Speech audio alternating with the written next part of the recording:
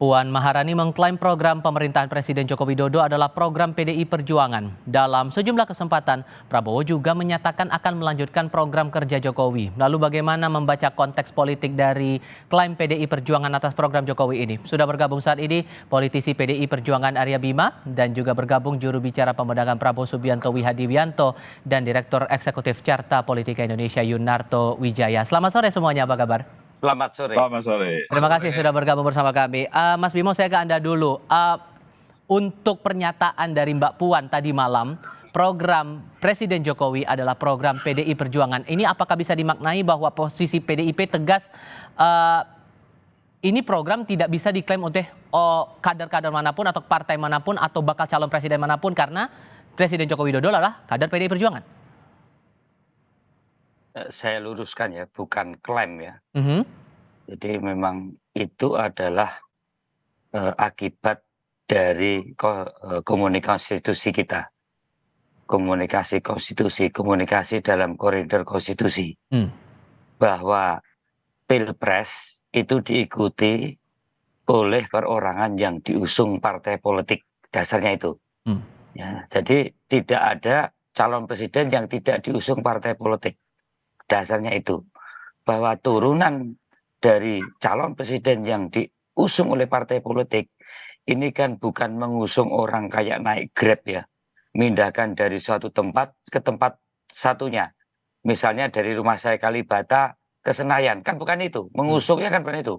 Yang diusung ini kan suatu bentuk narasi besar, yaitu dari tentunya ideologi. Kita komit NKRI harga mati, Pancasila, ya, kemudian kebinekaan tunggal ika, ya, pluralisme, ini ideologi. Kemudian konstitusi diturunkan ke visi, misi, kebijakan, program. Nah, ini jelas dipersiapkan sebelum Pak Jokowi dideklar menjadi seorang calon presiden yang dulu terkenal dengan nawacita. Ya. Misalnya nawacita yang pertama menolak negara lemah dengan melakukan reformasi sistem dan penegakan hukum yang bebas korupsi, bermartabat, dan terpercaya. Kemudian nawacita keempat misalnya menghadirkan kembali negara untuk melindungi segenap warga negara dan memberikan rasa aman pada seluruh negara. Ini kan jelas. Sampai nawacita yang ke-9 meningkatkan produktivitas rakyat dan daya saing di pasar internasional. Ini memang dibuat oleh PDI Perjuangan yang akhirnya disepakati dengan partai pengusung yang lainnya. Kemudian pada periode kedua setelah nawacita, waktu itu ada 5 ya, tambahan program yang diusung Pak Jokowi dan Kiai Ma'ruf. Jadi betul-betul misalnya satu hal, program yang pertama saat Pak Jokowi dan Kiai Ma'ruf. Pertama adalah pembangunan kualitas sumber daya manusia Indonesia, terutama saat memasuki era kemajuan teknologi dan informasi.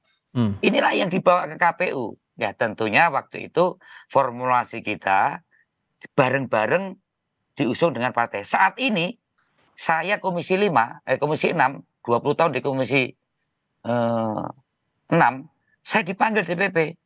Misalnya soal infrastruktur, apa yang sudah terlaksana, apa yang sudah dilaksanakan belum selesai, apa yang belum. Kemudian ditarik Oktober 2024 selesai. Ditarik mundur dulu, jangan diputus dulu. Saya ditanya, mana yang terlaksana, mana yang belum.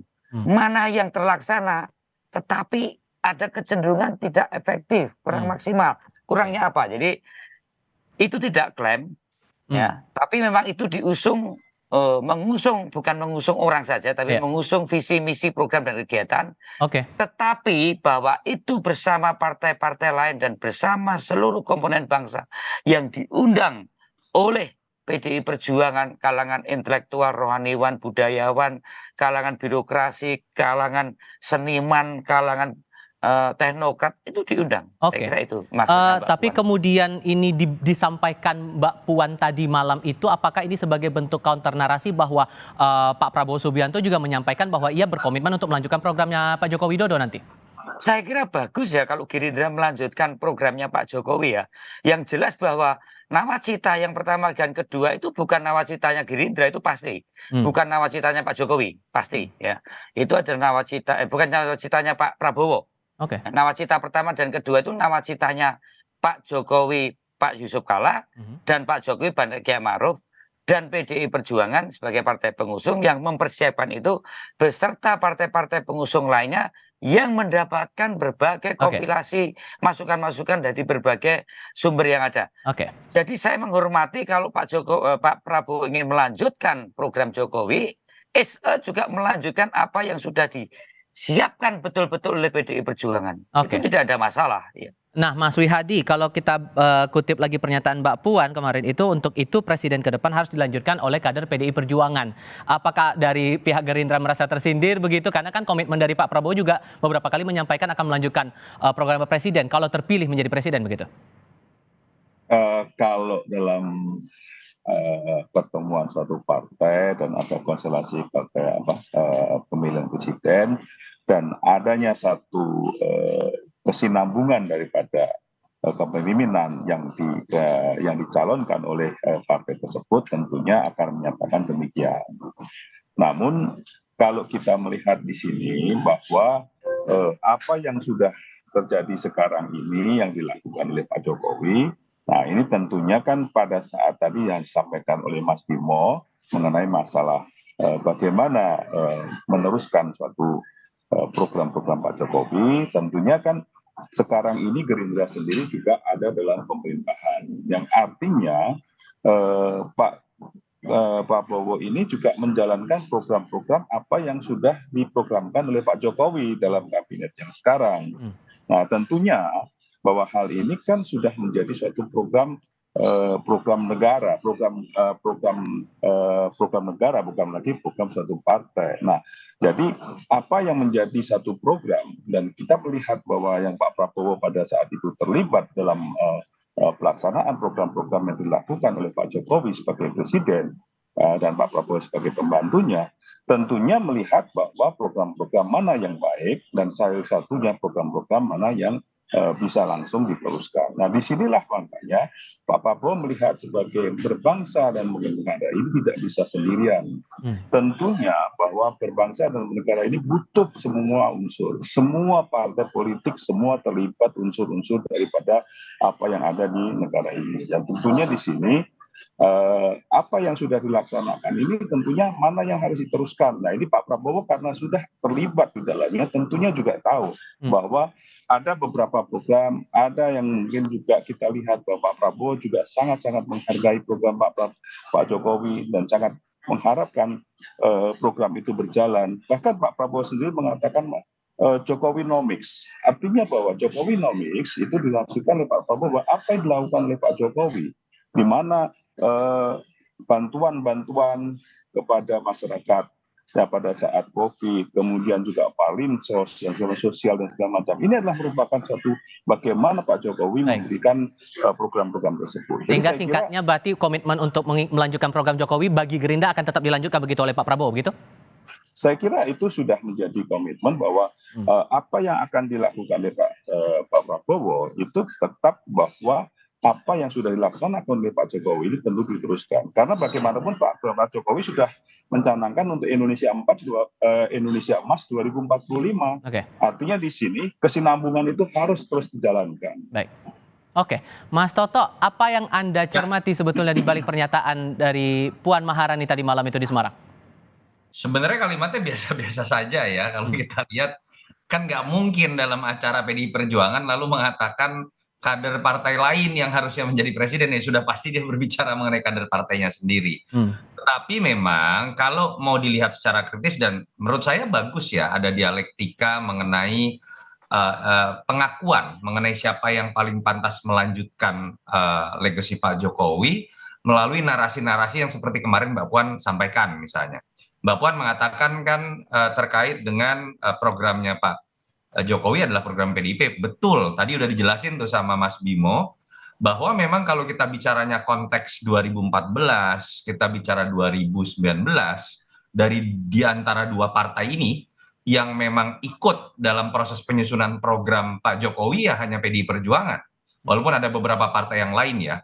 Memang ada fakta menarik bahwa dulu Pak Prabowo punya visi misi dan program yang berbeda.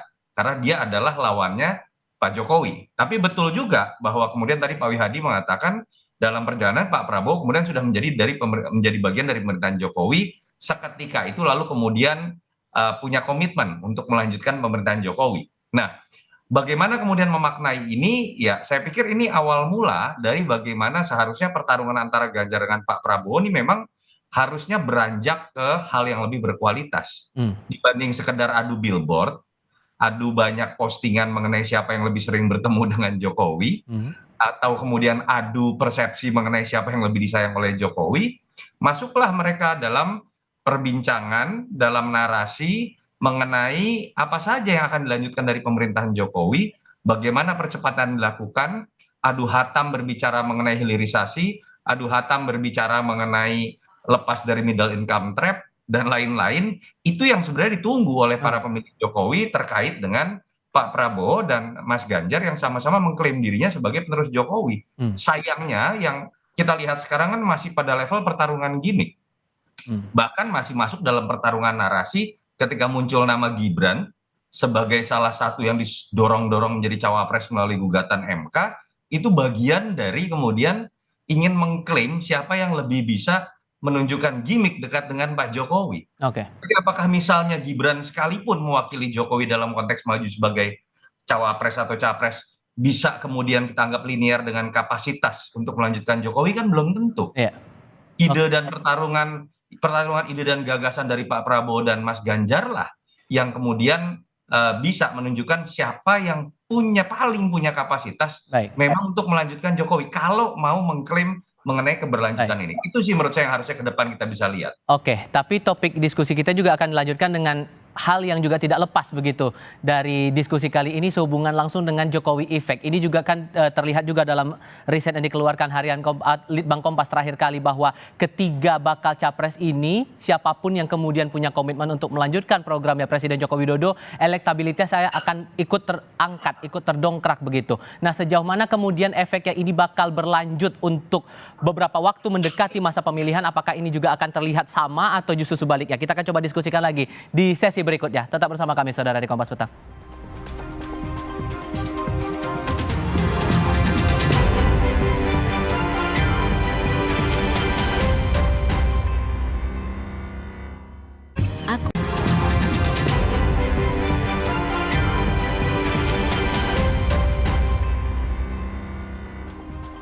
Survei terakhir Litbang Kompas ini menunjukkan elektabilitas Ganjar Pranowo bila kemudian berkomitmen untuk melanjutkan program kerja dari Presiden Joko Widodo akan naik menjadi 36,9%. Akan turun kalau kemudian tidak melanjutkan program Jokowi menjadi 30%. Apakah kemudian Mas Bimo pernyataan Mbak Puan di Semarang tadi malam itu karena sudah mengetahui ada dampak elektoral nih terhadap Mas Ganjar di pemilihan nanti? Ya, selama Pak Ganjar Pranowo diusung PDI Perjuangan tidak mungkin programnya tidak sustain. Ya kalau ini Nawacita 1, Nawacita 2, kemungkinan bisa juga Nawacita 3 gitu. Sampai hari ini saya setiap kali diundang Litbang PDI Perjuangan satu persatu dari pimpinan Poksi dan komisi ditanya hal-hal yang terkait dengan program yang tadi sudah selesai, yang mana, yang baru berjalan yang mana, yang belum berjalan mana, yang sampai Oktober 2024 Pak Jokowi berakhir nanti, hal-hal apa saja yang harus di-push di tahun anggaran ini. Jadi betul-betul detail kita itu mengikuti masalah program ini, ya, tidak bicara soal kotel efek. Kalau sampai ini gagal, kita bertanggung jawab pada rakyat itu. Ya, jadi persoalannya bahwa mandat rakyat ini kita harus selesai sampai Oktober 2024, dan yang namanya program Pak Jokowi ini tidak hanya sekedar kita memenangkan, tapi mengawal dari politik anggaran.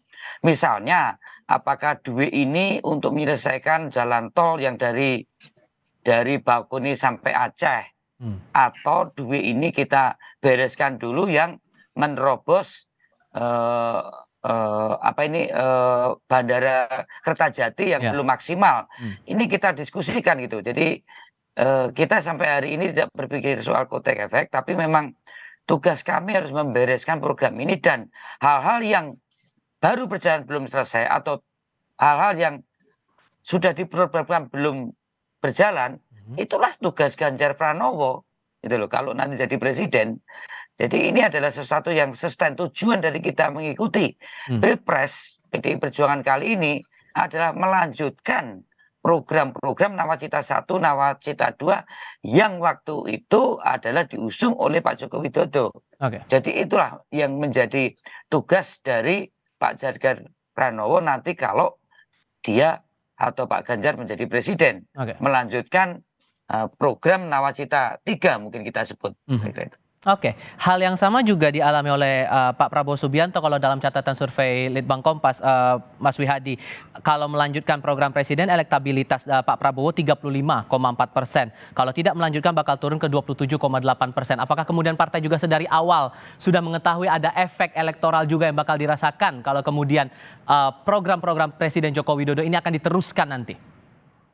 Jadi sejak awal Pak Prabowo bergabung di kabinet dan dengan Pak Jokowi menjalankan program-programnya, dalam berbagai kesempatan Pak Prabowo jauh-jauh hari sudah menyatakan bahwa apa yang sudah dilakukan oleh Pak Jokowi ini adalah sesuatu yang sudah benar dan perlu dilanjutkan. Jadi saya kira Pak Prabowo ini seorang yang berkomitmen, artinya melihat bahwa apa yang dilakukan Pak Jokowi ini dan melihat bagaimana ke depannya, bagaimana Indonesia ini ke depannya yang dalam pemikiran Pak Jokowi, dan itu tentunya disampaikan juga dan dijalankan oleh Pak Prabowo, itu sudah menjadi satu gambaran atau komitmen Pak Prabowo untuk tetap menjalankan program-program Pak Jokowi tersebut. Karena di sini sudah jelas bahwa sebagai seorang pembantu presiden tentunya menjalankan apa yang sudah berjalan sekarang ini sudah tahu, dan ini memang sudah baik untuk bangsa dan negara dan perlu diteruskan. Jadi saya kira itu sudah menjadi satu pemikiran dari awal, gitu kan. Jadi kalau sekarang survei Litbang Kompas melakukan seperti itu, ya sebenarnya sudah sejalan dengan apa yang menjadi pemikiran Pak Prabowo jauh sebelumnya, bahwa Pak Prabowo memang melihat ini adalah apa yang sudah dilakukan oleh Pak Jokowi ini memang baik untuk bangsa dan negara kita ini. Saya kira itu sudah. Mas Toto, sebelum kita menyinggung masalah efek elektoralnya begitu, saya juga ingin mendapatkan perspektif Anda soal momentum dari pernyataan dari Mbak Puan di Semarang itu kenapa baru sekarang begitu, dan sampai dibilang atau ditegaskan bahwa Presiden Jokowi ini adalah anak kesayangan dari Bu Mega begitu, itu yang Anda tangkap sebetulnya bagaimana perspektifnya begitu? Ya enggak lah, kalau statement-statement di luar acara besar saya pikir sudah sering ditegaskan teman-teman PDI Perjuangan. Tapi memang ada poin yang menurut saya sifatnya personal ya, terkait dengan bagaimana Mbak Puan menerjemahkan kedekatan Ibu Mega dan Pak Jokowi dengan menggunakan istilah ada yang kemudian ingin memecah atau mengadu domba. Saya pikir itu hal positif ya, di tengah pertanyaan banyak pihak apakah PDI Perjuangan betul mengalami kerentakan hubungan misalnya dengan Pak Jokowi. Kemarin saya pikir secara resmi Mbak Puan mengatakan tidak, kondisinya baik-baik saja. Tapi balik lagi, poinnya kan menurut saya jangan sampai berhenti di situ. Kalau kita berhenti pada level membaca suasana hati Ibu Mega, suasana hati Pak Jokowi, suasana hati Pak Prabowo, ya buat saya itu urusannya elit dan biarkan di antara mereka secara personal. Buat publik tadi, sesuai dengan survei Kompas, saya pikir wordingnya bagus ya sebagai lembaga survei, bukan tentang siapa yang lebih dekat dengan Jokowi, dan bukan menguji ketika Prabowo didetikan dekat elektabilitasnya berapa, ketika Ganjar didetikan dekat berapa elektabilitasnya. Itu gak ada gunanya buat publik. Wordingnya saya suka, siapa yang berkomitmen untuk melanjutkan pekerjaan Jokowi, dan betul PR buat Pak Prabowo di situ lebih besar. Kenapa? Karena memang kalau kita berbicara mengenai apa yang pernah menjadi gambaran Pak Prabowo mengenai Indonesia, kita baru bisa tahu apa yang pernah terjadi 2014 dan 2019. Dan memang itu harus dijelaskan saat ini, bukan hanya dengan keberadaan Pak Prabowo yang sudah menjadi bagian dari pemerintahan Jokowi. Ketika orang misalnya bertanya, apakah betul Pak Prabowo masih akan menyetop impor seperti dulu menjadi kritik 2 kali kampanye dalam konteks yang ekstrim gitu ya.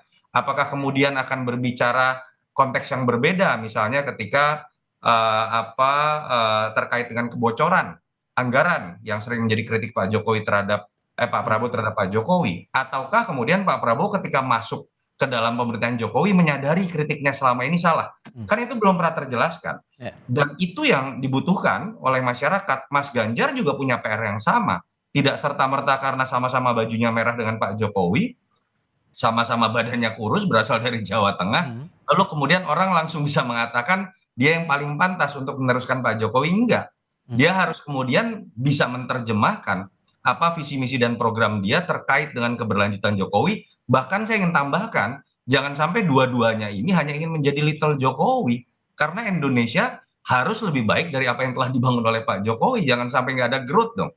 Itu yang menurut saya saat ini menjadi proses penurunan kualitas. Kalau kita terus berdebat pada siapa yang dianggap paling dekat dengan Jokowi, dan kemudian lebih dekat dengan Jokowi, apalagi adu jilat kepada Pak Jokowi yang bobot sama keluarganya. Saya harus gunakan bahasa yang telanjang seperti inilah. Dari survei Litbang Kompas kan sudah ditegaskan bahwa 3 bakal capres ini akan mengalami kenaikan elektoral. Semuanya sama-sama naik kalau meneruskan tugas-tugas dari Presiden Joko Widodo. 2 bakal capres sudah berkomitmen untuk melanjutkan. Tapi Anies Baswedan kan ini posisinya kan berlawanan begitu. Mengusung nilai perubahan itu tadi. Dengan fakta data dari survei Litbang Kompas sedemikian sama-sama naik tapi ternyata ada sifat yang berkebalikannya dari Anies Baswedan. Anda mencermatinya bagaimana kemudian? Untuk Anies begitu. Mas Yunato. Iya, Mas Anies kan memang paling jelas mengambil positioning dari awal menjadi antitesa ya. Tapi catatan kritis buat Mas Anies juga, apakah antitesanya itu disebabkan karena dia sudah secara gamblang berhasil membuat paparan narasi dan visi misi yang menunjukkan dia punya posisi berbeda dengan apa yang telah dilakukan oleh Pak Jokowi? Enggak juga. Itu kan disebabkan hanya karena kebetulan dalam proses perjalanan politik, Anies itu cenderung konfliktual dengan basis masa pemilih Jokowi setelah Pilkada DKI 2017. Yang kemudian juga kebetulan dua partai utama yang mendekatinya, 2 partai oposisi. Nasdem lalu kemudian juga ikut mendukung. Dan entah kebetulan atau tidak, Nasdem setelah mendukung Mas Anies lebih sering melakukan kritik kepada Pak Jokowi. Tapi ini kan masih dalam konteks lingkup eksternal yang membentuk persepsi Anies itu membawa perubahan. Tapi sampai sekarang perubahannya apa? Ketika ditanya tentang IKN, menurut saya jawabannya masih muter-muter. Belum pernah menjelaskan bagaimana sikapnya mengenai hilirisasi. Jadi ada PR buat ketiga-tiganya menurut saya. Sama semua ya? Kita sudah berani mengambil positioning, tunjukkan kualitas Anda ketika mengklaim keberlanjutan atau perubahan tadi. Dan memang buat Mas Anies, catatannya adalah bagaimana dalam situasi Pak Jokowi kepuasan publiknya masih tinggi, dia harus membangun sebuah narasi yang tidak bersifat oposisi biner. Saya seakan-akan karena perubahan akan mengubah semuanya. Mau tidak mau dia harus mengakui ketika ada hal yang harus dilanjutkan, dia punya komitmen juga untuk melanjutkan apa yang sudah dianggap baik oleh masyarakat. Baik. Oke, Mas Wihadi terima kasih, Mas Toto terima kasih, Mas Arya Bima juga terima kasih sudah berdiskusi bersama kami di Kompas TV kali ini. Sehat selalu semuanya. Selamat sore.